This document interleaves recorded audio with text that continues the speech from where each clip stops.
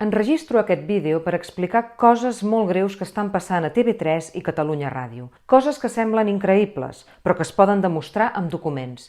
Coses que tots els catalans han de saber. Comencem. Molta gent es queixa de la deriva espanyolista dels mitjans públics catalans, purga de tertulians i de continguts independentistes, censura contra les crítiques al PSC, entrevistes pròpies de la telescombraria espanyola i retrocés constant de la llengua catalana. Això ho veu tothom. El que no es veu a simple vista, però, són els mecanismes que està fent servir l'Estat per convertir TV3 en una eina al servei d'Espanya.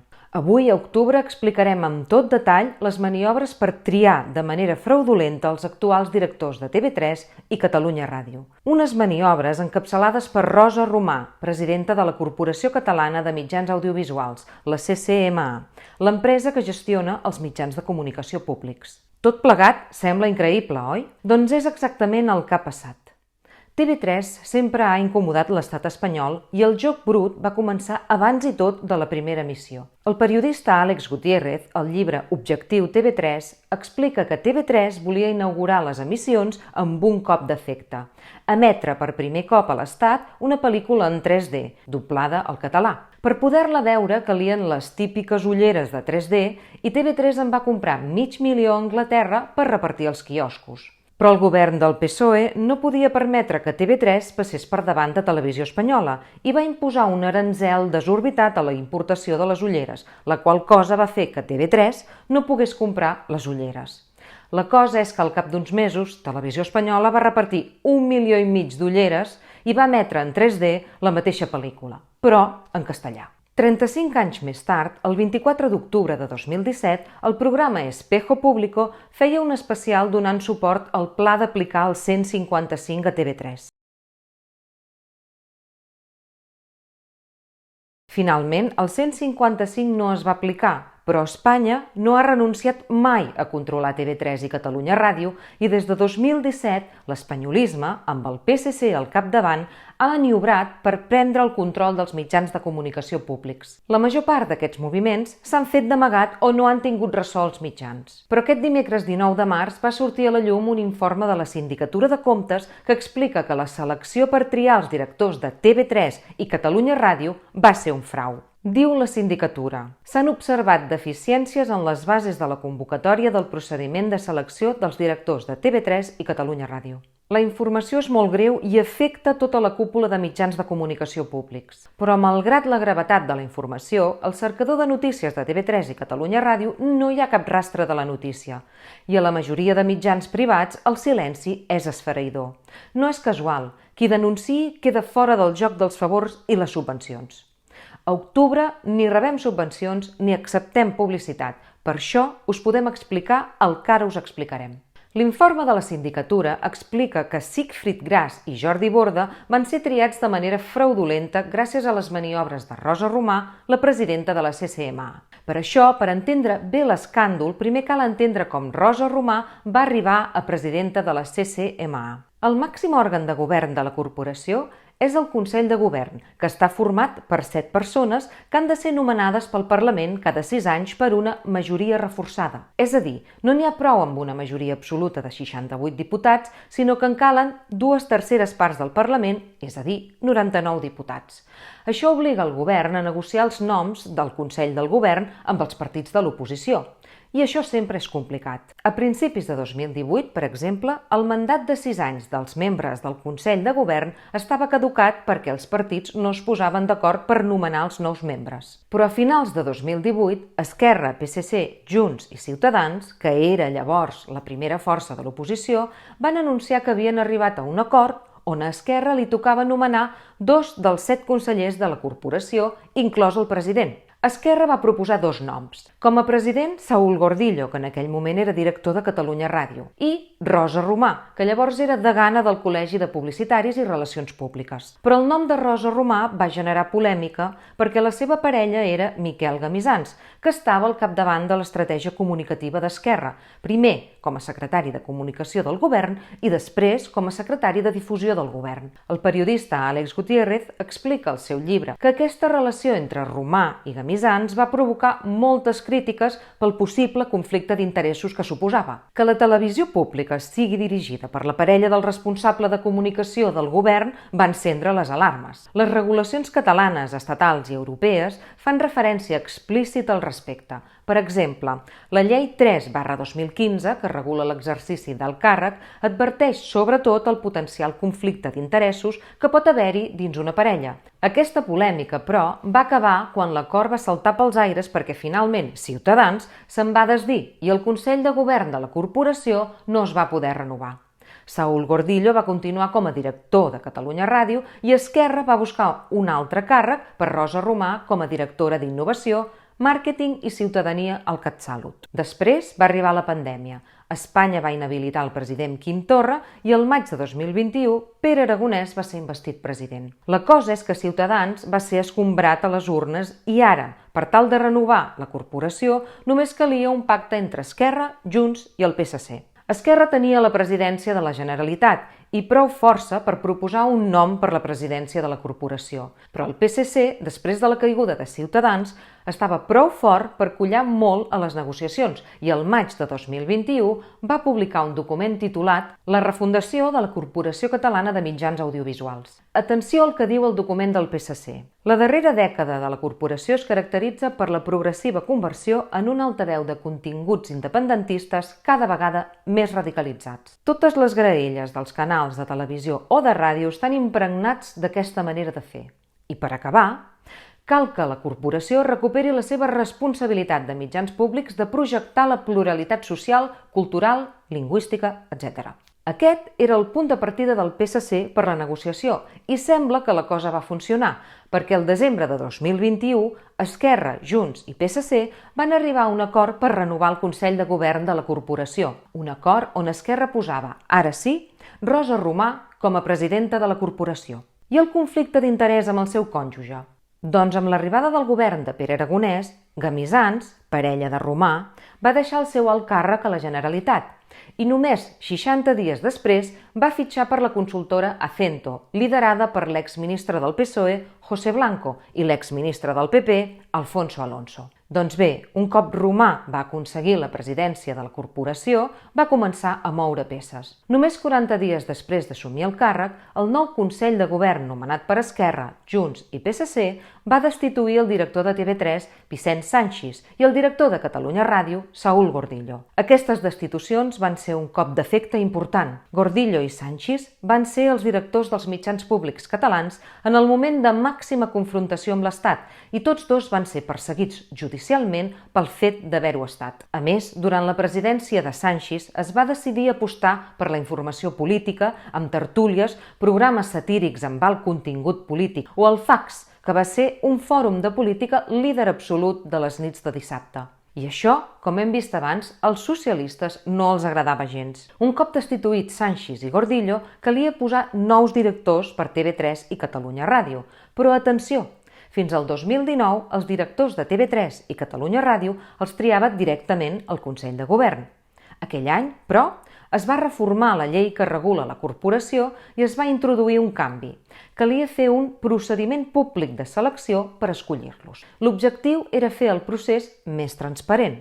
Per això, quan Romà va destituir Sanchis i Gordillo, no podia nomenar directament els successors, sinó que havia de convocar el procediment públic.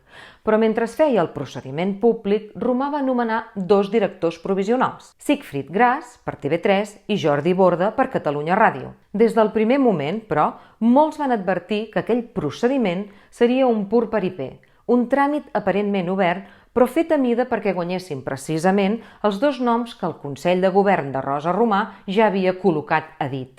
I com va acabar la cosa? Veiem-ho. Poc després de la modificació de la llei que introduïa el procediment públic de selecció, el periodista Àlex Gutiérrez va explicar on hi havia la trampa. El truc és que el disseny i la gestió del concurs, o sigui el control del procediment, quedaven en mans del Consell de Govern. Canviar-ho tot per quedar-se igual i continuar remenant les cireres. I això és el que van fer Rosa Romà i la resta del Consell de Govern, dissenyar un procediment públic de selecció a mida. Ho van fer de la següent manera. El 27 d'abril de 2022, el Consell de Govern va publicar les bases del procediment públic. Per fer la tria dels nous directors, el Consell va crear una comissió de valoració formada per 6 persones de prestigi reconegut. Aquestes persones de prestigi reconegut s'encarregarien d'avaluar totes les candidatures que es presentessin i triarien 3 finalistes per TV3 i 3 finalistes per Catalunya Ràdio. Després passarien el nom d'aquestes finalistes al Consell de Govern, que faria la tria final. I aquí segur que us esteu fent 2 preguntes. Primera, qui decideix els criteris que es faran servir per triar els candidats? I segona, qui tria aquestes 6 persones de prestigi reconegut? Doncs la Sindicatura de Comptes es va fer aquestes 2 mateixes preguntes i va trobar el següent. Primer, sobre quins són els criteris per triar els candidats. Diu la Sindicatura que les bases de la convocatòria establien una relació de mèrits a valorar, però no establia quina ponderació tindria cada mèrit. A més, continua la Sindicatura, l'informe de la Comissió de Valoració va valorar ítems que no estaven específicament detallats en la convocatòria. És a dir, la Comissió de Valoració va valorar el que va voler, com va voler i sense cap criteri objectiu. I sobre l'altra pregunta, sobre qui són les persones que integren la comissió de valoració, la Sindicatura també va descobrir coses molt interessants. Resulta que Rosa Romà i el seu Consell de Govern van decidir que la identitat dels membres de reconegut prestigi de la comissió de valoració seria confidencial i no es faria públic fins al final del procés de selecció. I això és trampa. Diu la Sindicatura: aquest fet és contrari al principi de publicitat que s'ha de garantir en tots els procediments de selecció, ja que no permet que els aspirants coneguin la identitat dels que estan cridats a valorar-los i, en el seu cas, exercir el dret de recusació corresponent. La trampa és perfecta. El Consell de Govern dicta el nom dels membres de la comissió de valoració, els manté en secret per tal que ningú es pugui queixar i després la comissió de valoració descarta els candidats amb uns criteris que no estaven definits en la convocatòria del procediment. I ara us estareu preguntant, qui eren els membres de la comissió de valoració? Qui eren aquests 6 experts de prestigi reconegut? Anem a veure-ho. Expert número 1. Josep Maria Ganyet és enginyer informàtic, ha desenvolupat la seva carrera al sector privat i ha estat professor de la Universitat Pompeu Fabra els últims 26 anys. No se li coneix cap filiació política partidista concreta. Amb l'expert número 2, però, comencen els problemes. Josep Maria Carbonell, exdiputat del PSC entre el 95 i el 2004. El 2008 va ser assenyalat pels comitès professionals de TV3 i Catalunya Ràdio per fer maniobres partidistes dins la corporació. El Sindicat de Periodistes de Catalunya el va fer responsable d'un possible frau de llei. Expert número 3, Joan Avellà, gestor cultural. Ha dirigit diverses entitats finançades amb diners públics. L'any 2018 va assumir la direcció del grup Enciclopèdia Catalana. El 2024, sota el seu lideratge, el grup va estar a punt de fer fallida. Aquesta situació va obligar a vendre els seus segells editorials a Mediapro i a Bacus, 2 empreses que reben cada any milions d'euros en contractes de TV3. Just després, Avellà va ser nomenat director general de la Fundació .cat. Sobre aquest nomenament, l'editora Assumpció Maresma va escriure un magnífic article titulat «Què falla quan es premia la feina mal feta?». Experta número 4, Núria de José.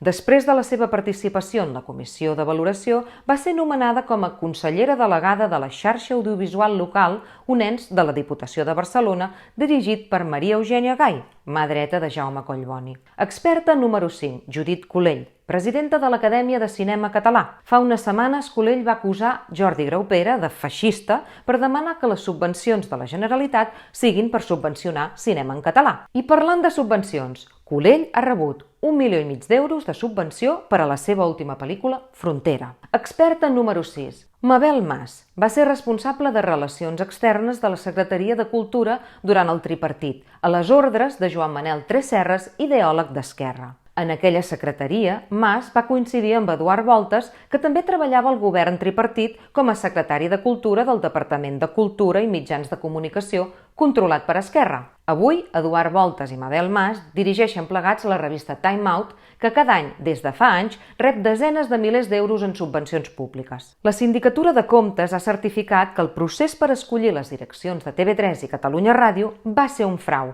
amb criteris de valoració arbitraris i dut a terme per un grup de persones emparades en un anonimat que constitueix un frau de llei. Aquestes 6 persones van avaluar les 19 candidatures presentades. En van descartar 13 i van seleccionar els 3 finalistes per dirigir TV3 i els 3 finalistes per Catalunya Ràdio. Cap dels candidats descartats sabia que eren avaluats per exdiputats del PSC, antics càrrecs d'Esquerra o persones amb estrets vincles amb productores que mantenen negocis milionaris amb TV3. Com us podeu imaginar, entre els finalistes designats pel comitè de valoració hi havia Siegfried Gras i Jordi Borda i, com també us podeu imaginar, el Consell de Govern els va triar com a nous directors de TV3 i Catalunya Ràdio. D'aquesta manera és com els candidats provisionals designats a dit per Rosa Romà es van convertir en els directors definitius. Uns directors que estan executant fil per randa el projecte espanyolitzador del PSC per TV3 i Catalunya Ràdio, que estava descrit al document La refundació de la Corporació Catalana de Mitjans Audiovisuals. Per frenar el que descrivien com a continguts independentistes radicalitzats, s'han fet fora tertulians independentistes i s'han censurat humoristes crítics amb el PSC. El document del PSC deia que TV3 i Catalunya Ràdio estaven impregnats d'aquesta manera de fer, referint-se als continguts polítics, i per això els nous directors, triats fraudulentament, han decidit despolititzar TV3 i Catalunya Ràdio. Una despolitització que va treure programes que parlaven de la situació política del país per posar programes que conviden Belén Esteban i Alaska en horari de màxima audiència. El PSC també deia: cal que la corporació recuperi la seva responsabilitat de projectar la pluralitat lingüística. Aquesta pluralitat lingüística del PSC, a la pràctica, és cada cop més castellà i cada cop menys català a TV3 i Catalunya Ràdio. L'octubre de 2017, Espanya va perdre el control sobre Catalunya i es va emportar un ensurt colossal. Des de llavors, l'Estat ha fet tot el possible per recuperar el control. Ho ha fet amb les porres de la policia, amb la presó, amb Pegasus, i també ho fa amb TV3 i Catalunya Ràdio, fent trampes per posar els directors que més li convenen a Espanya.